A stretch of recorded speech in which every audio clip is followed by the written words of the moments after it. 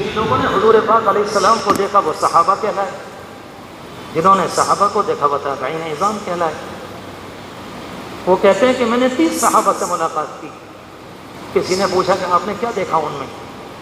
کہا کہ میں نے یہ دیکھا کہ وہ ہر ایک یہ سمجھتا تھا اپنے آپ پر غور کرنے کے بعد کہیں میں منافق تو نہیں ہوں۔ یہ غور ہے۔ میرے پیارو، زندگی اس موڑ پہ آ گئی، کسی بات میں اپنے آپ کو دھوکہ دینا کوئی اچھا نہیں، دھوکہ دینا اچھا نہیں۔ ہم زندگی میں اپنے آپ کو دھوکہ دے رہے ہیں۔ کوئی اللہ کا بندہ خود بخود تعبیر کر لے، نہیں میں اچھا ہو گیا۔ کیا کہانی؟ خود ہی فائل، خود ہی وکیل، خود ہی عدالت، خود ہی جج، خود ہی ججمنٹ، سب کچھ خود ہی فیصلہ کر لیا۔ یہ کون سی کہانی ہوئی؟ میں نے آج ہی جمعے میں، حالانکہ جمعے میں تو آج کل بات نہیں ہوتی، یہ بات لوگوں سے عرض کی۔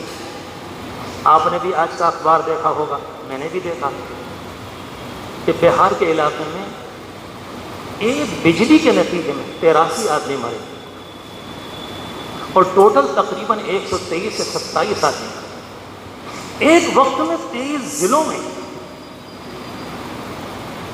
کسی بڑے سے بڑے بوڑھے سے معلوم کر لیجیے اس زمانے میں، کیا تمہاری زندگی میں کبھی ایسا سنا؟ کہا کہ نہیں، ہمیں یاد نہیں۔ یہ تو بہت سنا تھا، بجلی گر گئی، ایک مر گئے، 2 3 4، کہیں بھینس مر گئی، بیل مر گیا، یہ تو سنتے چلے ہیں۔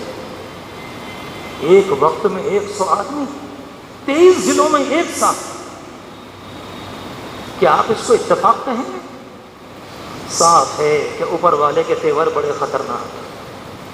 سیدھی سی بات، کسی غفلت میں مت رہو۔ ہر اللہ کا بندہ، میں اپنے آپ سے کہہ کروں، جائزہ لو اپنے آپ کا۔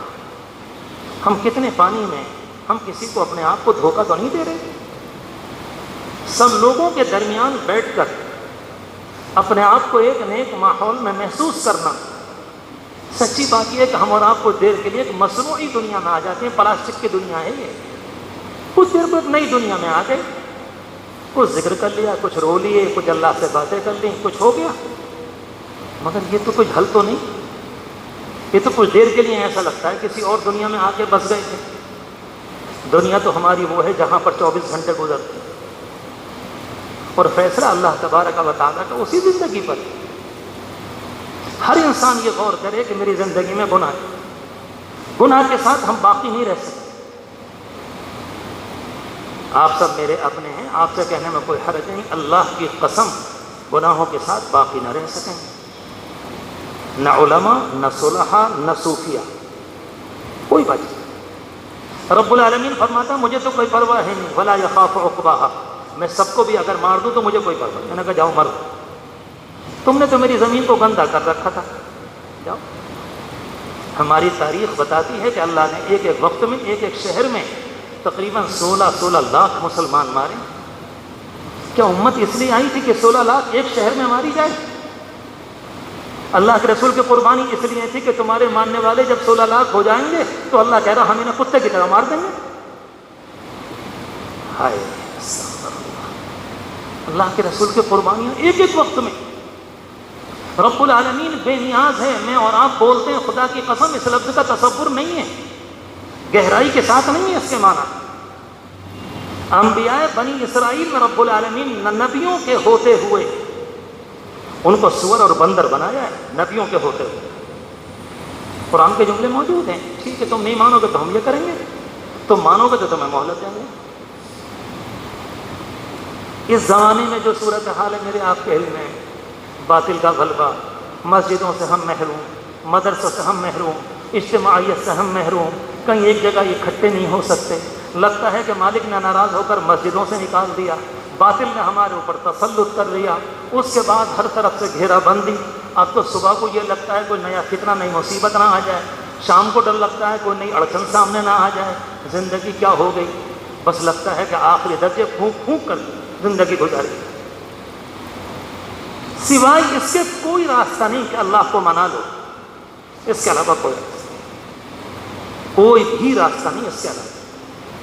ہم لوگ بہت سوچتے ہیں، ہمارا یو پی کا علاقہ، یہ ہماری عام طور پر سوچ ہے، ہمارا یو پی کا علاقہ ذرا مسلمانوں کا ہے، یہ مغربی شمالی یو پی جو ہے، یہاں سے مراد آباد اور بجنور اور یہ سب گھوم کر چلے جائیے، آپ کا مظفر نگر اور میرٹھ دوآبا یہ سارے کا سارا ہے، اور یہاں ہم ذرا کس دنیا کی باتیں کر رہے ہو، کہاں جی رہے ہو؟ یہ بھی کوئی باتیں کرنے کی؟ اللہ کہتا ہے مجھے دائیں بائیں سے لانے کی ضرورت نہیں ہے، مجھے کوئی ضرورت نہیں میں تمہارے اوپر کسی دشمن کو لا کر بیٹھا ہوں۔ آج جب صبح بجلی کی خبر پڑھی، رات پڑھ لی تھی، صبح بھی پڑھی اخباروں میں، قرآن کی آیت یاد آئی، قل هو القادر على ان يبعث عليكم عذابا من فوقكم او من تحت ارجلكم۔ اس اللہ کی قدرت یہ ہے کہ تمہارے سر کے اوپر سے عذاب لائے، اور اس کی قدرت یہ ہے کہ تمہارے پاؤں کے نیچے سے عذاب۔ میرے پیارو ایک لائن ہے، اس کے علاوہ نہیں، اللہ کو مانا۔ اور رب العالمین فرماتا ہے کہ راضی ہونے کے اعتبار سے میں سب سے پہلے راضی ہوتا ہوں، سب سے کتنے ہی گناہ کیے ہوں۔ حدیث شریف میں آتے یا عبدی لو اتیتنی بقراب الارض خطایا لاتیتک بها مغفرۃ، میرے بندے جتنی بڑی زمین ہے اگر ان سب کو گناہ بھر سے لے کر آئے گا، میں اتنی ہی بڑی مقدار میں مغفرت اور رحمت لے کر تیرا استقبال کروں۔ کیا دنیا میں کوئی جملہ کہے گا یہ والا؟ کس کی شان ہے اللہ کے سوا؟ عاجزانہ درخواست ہے جب یہاں سے واپس ہوں میں بھی آپ بھی اپنے آپ کا جائزہ لیں، اپنے گھر کا جائزہ لیں، اپنی گلیوں کا جائزہ لیں، کہیں ایسا تو نہیں کوئی گلی میں نماز چھوڑ رہا۔ آپ یقین جانیں جب سے یہ لاک ڈاؤن ہوا ہے امت مسلمہ نے تقریباً 80% نمازی چھوڑ، تقریباً۔ کیوں کسی دھوکے میں رہیں، نہیں پڑھ رہے ہوں گے، یہ والی بات کسی اور موقع پر کیوں نہیں کہتے؟ صرف نماز کے لیے مسجدیں کھلی ہوئی تھی، جب نماز پڑھنے کے لیے لوگ آتے، کوئی کسی کا ہاتھ پکڑ کے لے آیا، کوئی شرما حضوری میں آ گیا، کوئی ساتھ آ گیا، کوئی دوست آ گیا، ایک باپ دو بیٹے لے کر آ گیا، ایک بھائی دو بھائیوں کو لے کر آ گیا، کوئی دوست کو لے کر آ گیا، مسجدیں تو بند ہو گئیں، کوئی کسی کو لانے والا نہیں ملا۔ وہ والا طبقہ جو ایک دوسرے کی مل ملا کر رل مل کر ساتھ میں آیا کرتے تھے، اس طبقے نے آنا بند کر دیا۔ اور دیکھ لیں حال کیا، اللہ کی پناہ، اللہ کی پناہ، نماز چھوڑ کر کوئی امت دنیا میں رہ سکتی ہے؟ حدیث شریف میں آتا ہے کہ اگر کسی نے نماز چھوڑی اللہ تبارک و تعالیٰ کی ذمہ داری اس سے ہٹ جاتی ہے، انہوں نے کہا جاؤ مرو جہاں چاہے مرو۔